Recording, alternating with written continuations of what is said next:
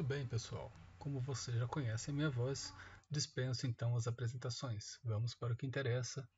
E agora a gente vem com a distribuição de frequências ou histograma para fechar esse capítulo 2, que é a representação de dados em gráficos. Mão na massa, vamos lá. Seguindo então o exemplo anterior, do exercício anterior, tá? 26 pessoas adultas, eu posso muito bem fazer um histograma e fazer um boxplot e casar os dois, tá? Posso casar as duas informações em um gráfico só. Para isso eu terei que fazer alguns pequenos ajustes de um gráfico em relação ao outro, um em cima do outro ou um embaixo do outro ali.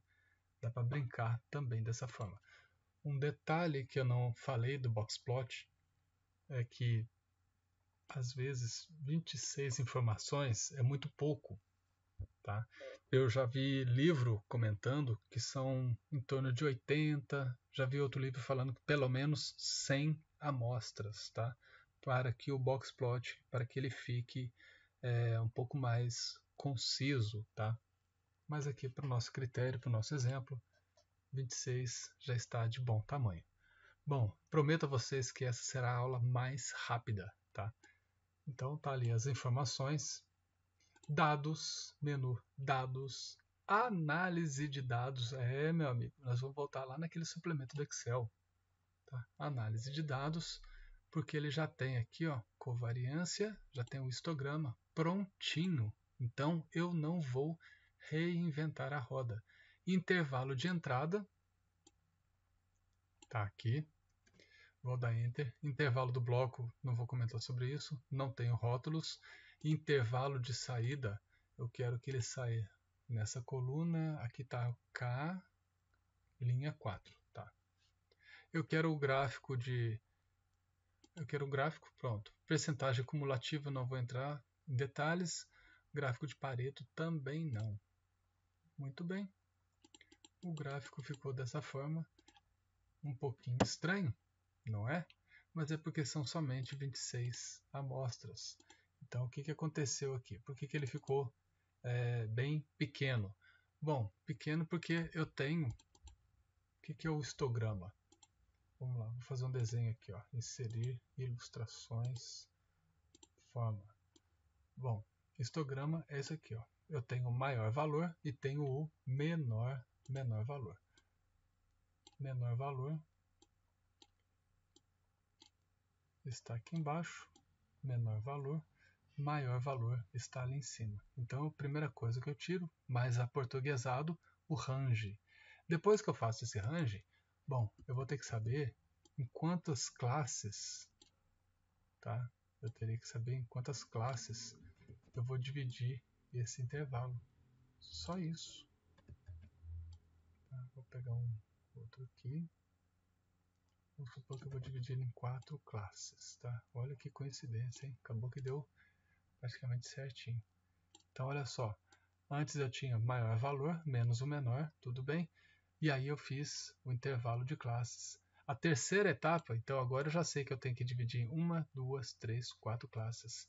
A etapa seguinte, se você for olhar lá no material, eu teria que falar daqui desse início até esse pedacinho, qual é o nosso intervalo, desse outro pedacinho até no outro aqui, no meio, qual é o intervalo, qual é o terceiro intervalo e qual é o quarto intervalo. Depois, se fosse manualmente, fazendo ele manualmente, eu teria que pegar todos esses dados, colocar eles em uma escala crescente, do menor valor para o maior, para saber fazer as contagens de onde até onde, dentro de cada intervalo, quantas amostras eu teria. Tá? Como são 26, então, vamos lá, conte números, contar números, Ctrl Shift, seta para a direita, seta para baixo, tiro o dedo do Ctrl, pronto, já foi. 26. Tem uma equação que fala que é raiz, tá, de 26. Aqui deu 5. Tá? Tem um outro valor que fala que é 1, como é que é? 1 mais 3,3 vezes log, eu acho que são, log de n. Tá, pode fechar, 5,6. Tá? 5,6. Voltando lá, indo lá no material. Todas essas etapas, elas estão falando, elas estão sendo comentadas aqui logo em seguida. Distribuição de frequências, onde eu tirei o intervalo de classes, que é o raiz de n, ou 1 mais, 1 mais 3,3 log de n. Tá? Bom, da teoria para a prática não tem problema, tá? Mas os dados... E aí aqui um negócio interessante é que aparece esse mais. O que significa mais? Bom, o meu intervalo de classe é do menor valor para o maior. Então, olha só, maior valor, 174, menor valor, 156. Se eu quisesse saber esse camarada aqui, ó, eu posso fazer, então, igual 174 menos 156. Ele está andando a cada 18. Então, 174 mais 18 está ali, ó, 192. Fecharia o meu intervalo. Tá? No mais, no histograma, eu posso, gráfico de design, lá em cima, adicionar elemento gráfico. Título não, rótulo de dados, extremidade externa, para poder arrancar o eixo Y. Pronto. Está aqui o meu resultado gráfico. Histograma é isso. Pronto, acabou. Falei que a aula seria rápida e cumpri.